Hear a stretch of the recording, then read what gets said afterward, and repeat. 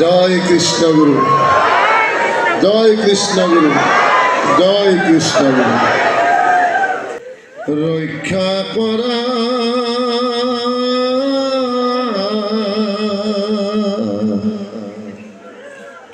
বিপদ হাগৰে,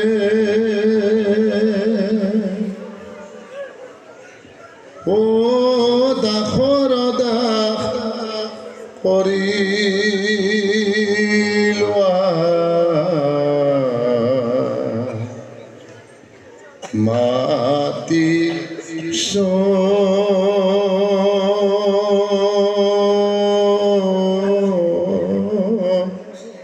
খাতৰে,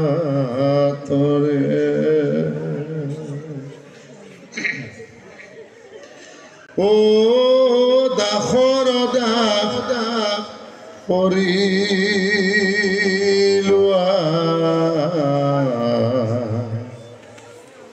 মাতি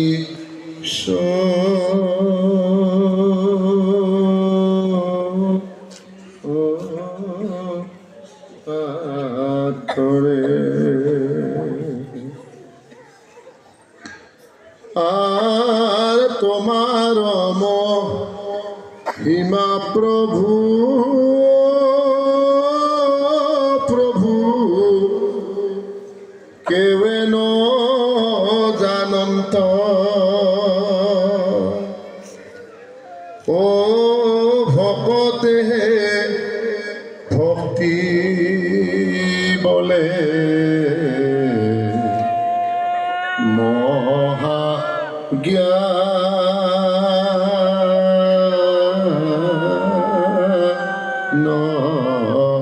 পান্ত।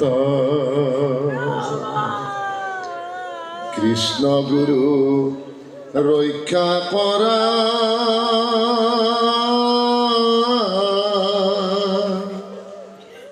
বিপদ হাগৰে,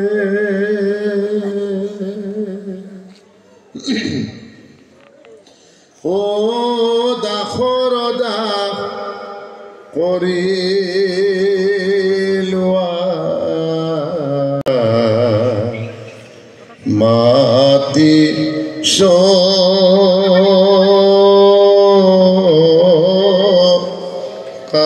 কাতৰে, কাতৰে। আৰ তুমি নিৰাকাৰ প্ৰভু, প্ৰভু তুমি যে হাকাৰ, ও জন্ম লৈছা ৰবিৰ গৃহে,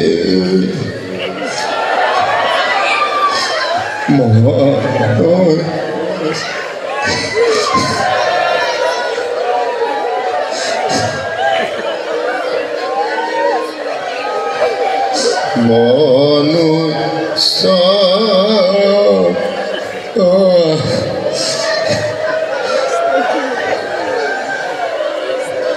মনুষ্য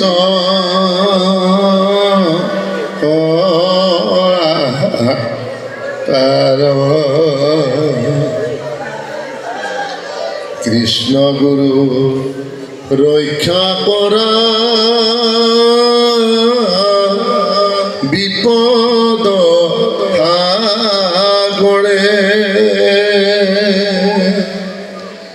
ও দাসৰ দাস কৰি লোৱা মাতি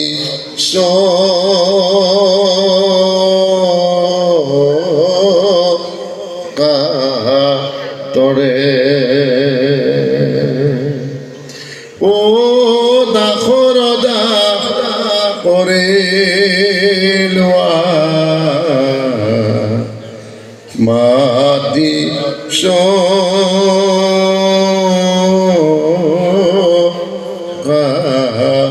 কাতৰে।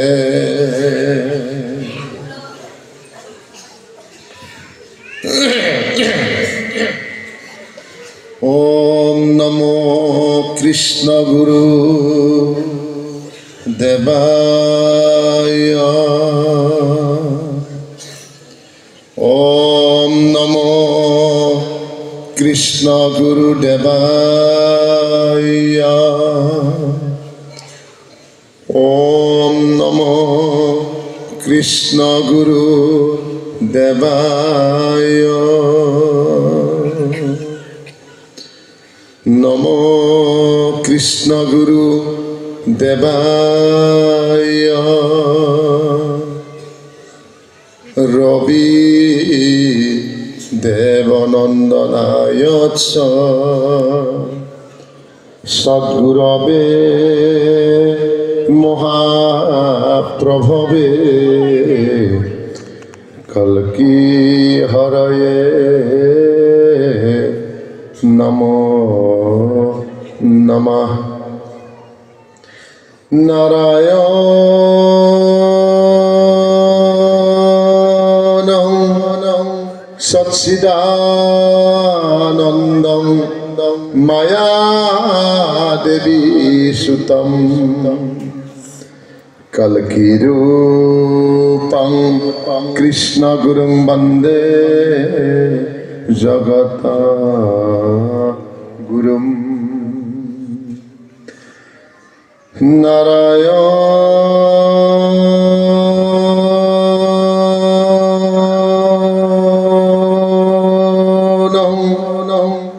সচ্চিদানন্দং মায়া দেবী সুতম কলকি রূপং কৃষ্ণ গুরুং বন্দে জগত গুরুম শান্তাকারং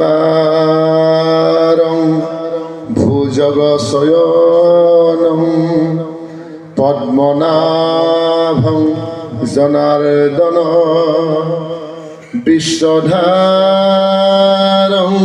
গগন সদৃশং মেঘবর্ণং শুভং গম লক্ষ্মীকান্তং কমলনয়নং যোগী বিত্তং গম্য বন্দে বিষ্ণু ভয়হরং সর্বলোকে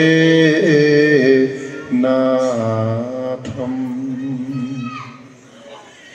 গুরু ব্রহ্মা গুরু বিষ্ণু গুরু দেব মহেশ্বর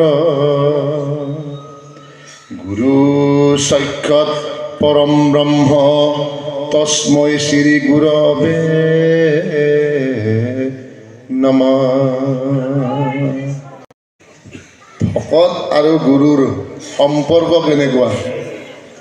আজি 7 দিন পালনাম চলি 7 দিনে এক নামে গেলোঁ, প্ৰায় এক নাম গেলোঁ ভকতৰ লগত। তাতপৰ আনন্দ আৰু আমাক নালাগে একো। সেইকাৰণে গুৰু আৰু ভকতৰ প্ৰেমটো বহুত বেলেগ। আৰু গুৰুৰ পৰম বন্ধু শিষ্যত বাহিৰে বেলেগ নাই। সেইকাৰণে নামঘোষাত মাহঁতে গুৰুজনাই লেখছি, অ গুৰুৰ পৰম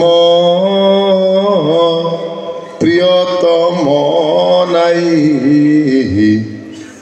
নিজ ভকত তপৰে।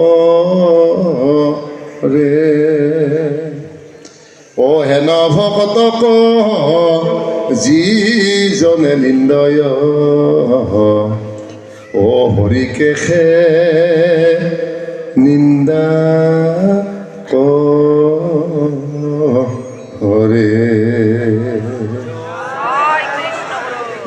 গতিকে ভকত আৰু গুৰুৰ সম্পৰ্ক কিমান ডাঙৰ। গুৰুই ভকতত বাহিৰে একো নিবিচাৰে আৰু ভকতে গুৰুত বাহিৰে একো নিবিচাৰে। আজি 7 দিন পালনামত এক নাম গাইছোঁ, নিজে নাজানো ভকতত কেনেকুৱা এটা আনন্দ পাই আছিলোঁ। কালিও গাইছোঁ, ৰাতি পৰহিদিনাও গাইছোঁ, সদায় গাই আছিলোঁ ভকতৰ লগত। এই ভকত আৰু গুৰুৰ যিটো সম্পৰ্ক, এই সম্পৰ্ক কোনো দিনে কোনো এৰিব নোৱাৰে আৰু এইটো জন্মান্তৰে থাকি যায়। গুৰু আৰু ভকতৰ সম্পৰ্ক সেইকাৰণে ঈশ্বৰে জীৱশ্ৰেষ্ঠ চব চাৰিমুঠি জীৱ সৃষ্টি কৰিছে ঈশ্বৰে। এই চাৰিমুঠি জীৱৰ ভিতৰত শ্ৰেষ্ঠ মনুষ্যক কিয় কৈছে যে মনুষ্যই কৃষ্ণগুৰুক ভক্তি কৰিব পাৰে, কৃষ্ণগুৰুক সেৱা কৰিব পাৰে, আৰু তাতপৰ একো নালাগে। ভকতে এটাই কামনা কৰিব সদায় যে প্ৰভু য'তে জন্ম নলওঁ, য'তে নাযাওঁ, তোমাৰ যাতে চৰণখনহে পাওঁ, বেলেগ নালাগে প্ৰভু, চৰণখন। থাক এটা দিন চব প্ৰভু ঈশ্বৰে দিছে আমাক, হয় নে নহয়? দিছি নে নাই? আৰু একো বিচৰিব নালাগে। আমি বিচৰিব লাগেনে? নালাগে। চব ঈশ্বৰৰ তাতে পায়, আছেনে নাই? হে, ঈশ্বৰৰ তাতে চবখিনি পায়।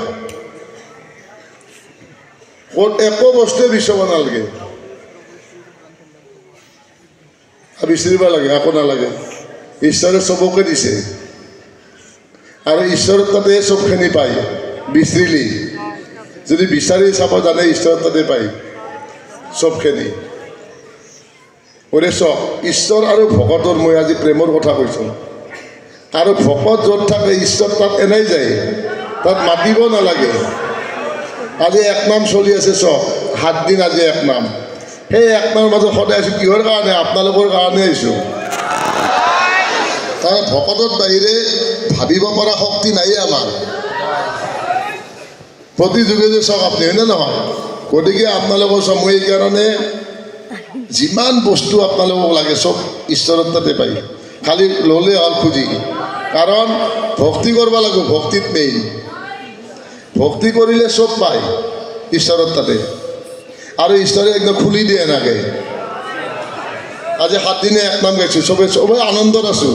কাৰো ঘৰক লৈয়ে মনত পৰা নাই, আনকি পৰিছেনে? কাৰো পৰা নাই। গতিকে আমি কৃষ্ণগুৰু ভকত, আৰু কৃষ্ণগুৰু নিচিনা শক্তি হ'লেই থাকিব লাগিব গোটেই ভকতে, প্ৰতিজন ভকতে, প্ৰতিজন আই মাতৃ যিমান আছে কৃষ্ণগুৰুৰ নিচিনা শক্তি হ'লেই থাকিব লাগিব। হা, কৃষ্ণগুৰু আমাক, আমি কিমান মহাভাগ্যৱান। সেইকাৰণে আমি কৈছোঁ মানুহ, আমাৰ যুৱ সমাজ বা যুৱতী আছে বা আমাৰ যিবিলাক ল'ৰা ছোৱালী আছে, তাক আপোনালোকে এই 5টা বস্তু খুব শিকাব। মই আপোনালোক কৈ গৈছোঁ সেইকাৰণে ল'ৰা ছোৱালীক খুব ভক্তি আৰু জ্ঞান, গুৰু ভক্তি এইটো বৰ ডাঙৰ বস্তু শিকাব। মই 5টা বস্তু কিয় কৈছোঁ ল'ৰা ছোৱালী শিকাব লাগে সদায়। মানে কাকো চেষ্টা, কাকো চেষ্টা মানে কাউৰীৰ নিচিনা চেষ্টা কৰিব লাগে। কাকো চেষ্টা ভকত ধনম, চান নিদ্ৰা, অল্প হাৰি গৃহত ত্যাগী। এই 5টা বস্তু আমাৰ যিখিনি আমাৰ গাৰ্জেন অভিভাৱক আছে, যিখিনি আমাৰ ল'ৰা ছোৱালীক এতিয়াৰ পৰাই শিকক, নহ'লে পিছত প্ৰব্লেম হৈ যাব। আৰু প্ৰব্লেম হোৱাৰ পিছত মোৰ তাকে আহে, নহয় প্ৰভু মোৰ ল'ৰাটো বেয়া হ'ল, ছোৱালীটো বেয়া হ'ল। আপোনালোক আগতে মই ফৰ্মুলাখিনি দিছোঁ সেইকাৰণে। এই 5টা বস্তু সদায় শিকাব ল'ৰা ছোৱালীক, বুজিছেনে? আৰু সদায় থাপনাত নিজে লৈ যাব, সদায় ভাগৱত পঢ়িব দিব।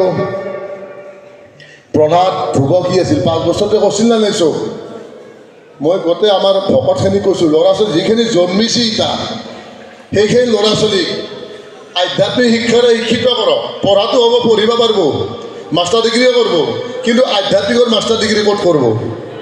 এইটোতো মাষ্টাৰ ডিগ্ৰী সহজ নহয়। আধ্যাত্মিকৰ সহজ জানো? আধ্যাত্মিকৰ মাষ্টাৰ ডিগ্ৰীটো PhD কৰিব পাৰিব, কিন্তু আধ্যাত্মিকৰ PhD ক'ত কৰিব? আমি এতিয়াৰ পৰা শিকাব লাগিব ল'ৰা ছোৱালীখিনি এতিয়াৰে। কাৰণ আমাৰ প্ৰভু ঈশ্বৰে চব আমাৰ এইকাৰণে স্কুল কলেজ ইউনিভাৰ্চিটি দি তাত প্ৰভু ঈশ্বৰে বাণী এটা দি থৈ গৈছে, কি? স্কুলীয়া শিক্ষাৰ লগত আধ্যাত্মিক জ্ঞান প্ৰদান কৰা, হয়নে নহয়? স্কুলীয়া শিক্ষা আধ্যাত্মিক, সাধাৰণ জ্ঞানৰ লগত কিয় আধ্যাত্মিক জ্ঞানটো দিছে? যাতে সমস্ত ভূতত যি ঈশ্বৰ আছে এই কথাটো যাতে সকলোকে মানে শিকাই দিব লাগিব আমি। আৰু এই আধ্যাত্মিক আমি চাওঁ আজি গোটেই আমাৰ বাহিৰতো গৈছে, গোটেই অসমখনে আমি জয় কৰিছোঁ, বাহিৰতো গৈছে আমাৰ। কি নামটোৰ এনেকুৱা পাৱাৰ আমি নিজে গম নাপাওঁ। আমি নাম লৈ আমাৰ ভকতৰ কিমান পাৱাৰ আছে ভকত এটাও নাজানে, পাৱাৰ কিমান আছে ভকতৰ, ভকতে নাজানে।